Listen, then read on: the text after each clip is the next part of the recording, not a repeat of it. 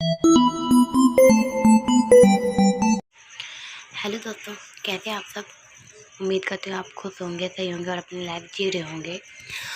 तो मैंने इससे पहले क्लास 11th का चैप्टर नंबर 3 का पार्ट 1 दे चुकी थी। अब ये पार्ट 2 है, जिसमें हम निर्वाचन क्षेत्र का आरक्षण पढ़ेंगे। निर्वाचन क्षेत्र क्या होता है? निर्वाचन मतलब कि जो चुनाव में हम निर्वाचित करते हैं वो क्षेत्र, ठीक है।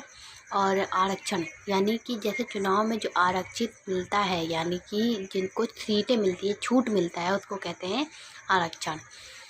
जैसे मान लीजिए कि स्कूल हुआ, आप देखे होंगे, या कोई जॉब हुए, उसमें आरक्षण दिया जाता है, यानी छूट दिया जाता है कि जो जनरल एसटी होंगे, ओबीसी होंगे या कोई और होंगे, उनको आरक्षण मिलता है कि हाँ वो इस पद के लिए व्याप्त है। जनरल नहीं जो आरक्षण जितने लोगों के लिए सीट दी गई है, उसमें जनरल लोग नहीं जा सकते, उनको नहीं मिल सकते ये, ठीक है। ये होता है आरक्षण। जैसे मान लीजिए कि बहुत सारे पद निकले हैं जो सिर्फ एसटी के लिए या एससी के लिए निकले हैं, तो उसमें जनरल फॉर्म नहीं भर सकता, क्योंकि वो आरक्षण सीट है, ठीक है, वो आरक्षण जॉब है। इतना समझ में आ गया? तो हम इसमें यही पढ़ने वाले, तो चलिए पढ़ते हैं। हम पढ़ेंगे इसमें कि सर्वाधिक मत से जीत वाली प्रणाली को किसी निर्वाचन क्षेत्र में जिस क्रिया उम्मीदवार को सबसे अधिक वोट मिलता है, उसे ही चुना हुआ घोषित किया जाता है। देखो, सर्वाधिक मतों से जीत पहले हमने पढ़ रखा है। ये कौन सी प्रणाली है? ये वो प्रणाली है जिसमें जिसको ज़्यादा वोट मिलते हैं उसको ही क्या किया जाता है, उसको वही विजेता बनता है, उसे ही घोषित किया जाता है, उसे चुना हुआ घोषित किया जाता है। इतना समझ में आ गया? तो चलिए आगे बढ़ते हैं। इससे छोटी छोटी सामाजिक समूहों का अहित हो जाता है। यह भारतीय सामाजिक परिवेश में और उसके अधिक महत्वपूर्ण है। हमारे यहाँ जाति आधारित भेदभाव का इतिहास रहा है, ठीक है। जिसमें ये बताया गया कि जो जाति के रूप में भेदभाव हमारे देश में, भारत या मतलब बहुत जगह पे भेदभाव होता है। तो भारत में भी एसटी ओबीसी के साथ बहुत सी मतलब कि भेदभाव हुए हैं इतिहास में, जिसके बारे में हम पढ़ते भी है। जैसे भीमराव अम्बेडकर है, वो उदाहरण है जाति भेदभाव की। तो उसको लेकर क्या करते हैं कि सरकार क्या करती है कि कोई गवर्नमेंट जॉब हो, या चुनाव से संबंधित हो, या फिर कोई कुछ भी हो, उसमें जो नीचे जाति के होते हैं, जो एसटी या ओबीसी के होते हैं, उनको आरक्षण दिया जाता है, ताकि उनको भी उनका सम्मान दिया जा सके, ठीक है। इतना समझ में आ गया? आई होप समझ में आ गया होगा। तो चलिए आगे बढ़ते हैं। ऐसी सामाजिक व्यवस्था में सर्वाधिक मत से जीत वाली प्रणाली का परिणाम यह होगा कि दबंग सामाजिक समूहों और जाति के हर जगह जीत पाएगी, और दलित उत्पीड़न सामाजिक समूहों को कोई प्रतिनिधित्व प्राप्त नहीं हो पाएगा। हमारे संविधान में निर्माता इस कठिनाई से वाकिफ थे, और ऐसे दलित उत्पीड़ित सामाजिक समूहों के लिए उचित और निर्णायकपूर्ण प्रतिनिधित्व सुनिश्चित करने की आवश्यकता समझते हैं, ठीक है। इतना समझ में आ गया? चलिए आगे बढ़ते हैं। यानी इसमें यही बताया गया है कि जो दलित हैं, जो उत्पीड़न है, उन समूहों को भी उनका सम्मान मिलना चाहिए। उनको सम्मान देने के लिए किया जाता है, आरक्षण किया जाता है। और इसमें एक ही आवश्यकता हमें पड़ती है, ये भी बताया गया है, ठीक है। चलिए देखिए, स्वतंत्रता के पूर्व भी इस विषय पर बहस हुई थी कि ब्रिटिश सरकार ने पृथक निर्वाचन मंडल की शुरुआत की थी।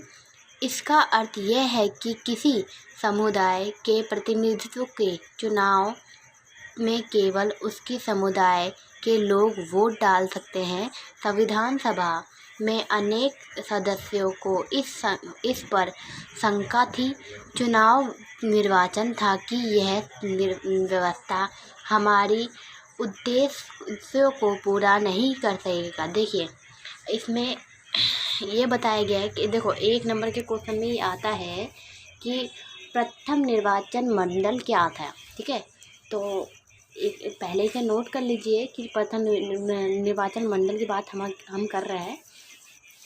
तो ये जो है, इसमें ये बताया गया है कि जो ब्रिटेन सरकार थे वो ये फैसला लिए थे कि जिस जाति के लोग होंगे उनको उसी जाति के को वोट दिया जाएगा। ये था उनका प्रथम निर्वाचन मंडल, जो कि सफल नहीं है। ये किसी तरह से मतलब कि सही भी नहीं है, ये भेदभाव है एक तरह से, इसमें यही बताया गया है। ठीक है, इतना समझ में आ गया। प्रथम निर्वाचन मतलब मंडल वोट का मतलब है, मंडल का मतलब है कि जो जिस जाति से है उसी जाति में वोट देगा। इतना समझ में आ गया। चलिए आगे बढ़ते हैं। इसलिए आरक्षित निर्वाचन क्षेत्रों की व्यवस्था को अपनाया गया। इस व्यवस्था के अंतर्गत किसी निर्वाचन क्षेत्र में सभी मतदाता वोट तो डालेंगे, लेकिन प्रत्याशी केवल उसी समुदाय या सामाजिक वर्ग का होगा जिसके लिए सीट आरक्षित है। इतना समझ में आ गया। जिसके लिए जो सीट आरक्षित किया गया है उसको वही सीट दिया जाएगा। समझ में आ गया आपको। चलिए आगे बढ़ते हैं। अनेक ऐसे सामाजिक समूह है जो पूरे देश में फैले हुए हैं। किसी एक निर्वाचन क्षेत्र में उनकी इतनी संख्या नहीं होती कि वह किसी प्रत्याशी की जीत को प्रभावित कर सके, लेकिन पूरे देश पर नज़र डालने पर वह अच्छे खासे बड़े समूह के रूप में दिखाई देते हैं। इतना समझ में आ गया। चलिए आगे बढ़ते हैं। उन्हें सुनिश्चित प्रतिनिधित्व देने के लिए आरक्षण की व्यवस्था जरूरी हो गई है। इतना समझ में आ गया। ठीक है, इसमें ये बताया गया है कि जो एसटी ओबीसी के लोग हैं उनको क्या करना चाहिए, उनको उनका सम्मान देने के लिए जो आरक्षण है वो ज़रूरी हो गया। ठीक है, संविधान में अनुसूचित जाति और अनुसूचित जनजाति यानी अनुसूचित जाति यानी एसटी, अनुसूचित जनजाति यानी ओबीसी। ठीक है, ये याद रखना, भूलना मत। आगे देखते हैं। के लिए लोकसभा और राज्यसभा की विधानसभाओं में आरक्षण की व्यवस्था करता है। प्रारंभ में यह व्यवस्था 10 वर्ष के लिए की गई थी, पर केवल संवैधानिक संशोधन द्वारा इसे बढ़ा कर 2020 तक कर दिया गया है। आरक्षण की अवधि खत्म होने पर संसद ने इसे और आगे बढ़ाने के निर्णय ले सकती है। इन दोनों समूहों की आरक्षित सीटों का वही अनुपात है जो भारत की संख्या के इनका अनुपात है। लोकसभा में 543 निर्वाचन सीटों में से 84 अनुसूचित जनजाति और 47 अनुसूचित जनजाति। ठीक है, देखिए 84 क्या होगा अनुसूचित जाति के लिए और 47 जो है अनुसूचित जनजाति के लिए। 26 जनवरी 1919 की स्थिति के लिए आरक्षित किया गया है। ठीक है, देखिए अब इसको 2020 तक बढ़ा दिया गया था, लेकिन वो धीरे धीरे बढ़ता जाएगा। ठीक है, ये बात है, वो घटेगा नहीं, ना ही वो कम होगा। ठीक है, इतना समझ में आ गया।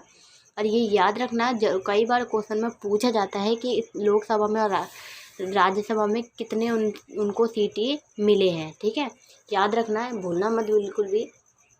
चलिए आगे बढ़ते हैं। राष्ट्रपति परमिशन आयोग का गठन करते हैं। ठीक है, यह चुनाव आयोग के साथ मिलकर काम करता है। ठीक है, इसका गठन पूरे देश में निर्वाचित क्षेत्रों के सीमा खींचने के उद्देश्य के लिए किया जाता है। प्रत्येक राज्य में आरक्षण के लिए निर्वाचित क्षेत्रों कोटा होता है जो उस का राज्य के अनुसूचित जाति या जनजातियों की संख्या का अनुपात होता है।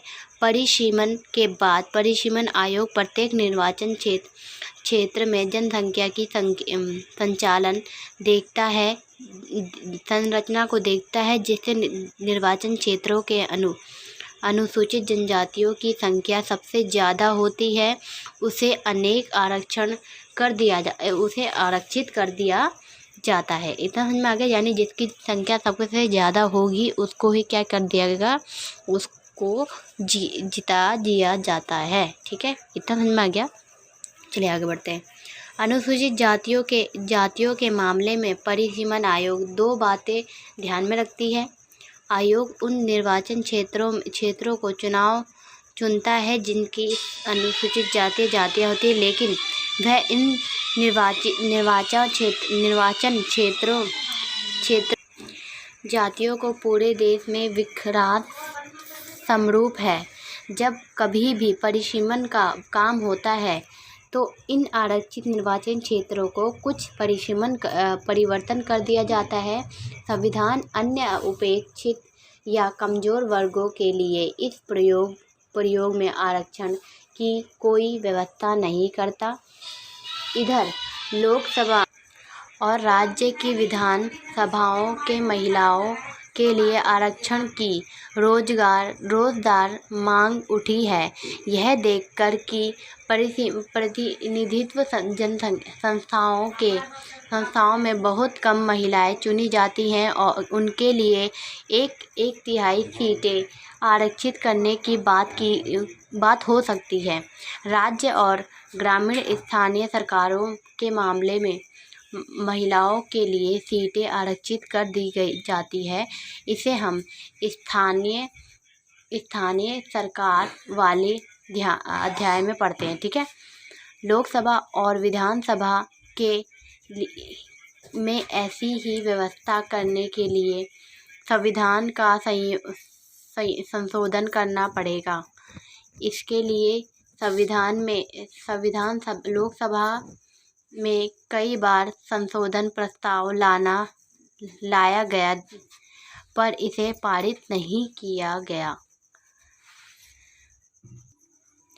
इतना समझ में आ गया आपको कि जो महिलाएं उनके लिए भी 1/3 सीटें आरक्षित किया गया। और प्रधानमंत्री के चुनाव में भी कई बार उस कानून को लाया गया, लेकिन उसको पारित कभी नहीं किया गया, मतलब वो कभी भी लागू नहीं हुआ। ठीक है, इतना समझ में आ गया। और कुछ नया समझ में आया तो मुझे दोबारा एक बार कमेंट कर लेना। मेरे चैनल को सब्सक्राइब कर लीजिए अगर आप मेरे चैनल पर नहीं आए हैं तो, और शेयर जरूर करें। एक इम्पॉर्टेंट बात कि जो मैं आपको क्वेश्चन बताती हूँ उसे प्लीज़ एक बार पढ़ लिया करें और रीड कर लिया करें, याद रखा करें, क्योंकि इम्पोर्टेंट क्वेश्चन को ही मैं आपको बताती हूँ। और कुछ और आपको कोई किसी चीज़ की रिक्वायरमेंट हो तो मुझे एक बार कमेंट कर में बता दें, मैं आपको ज़रूर बताऊँगी। ठीक है, और आपके कमेंट का हमेशा इंतज़ार रहता है मुझे।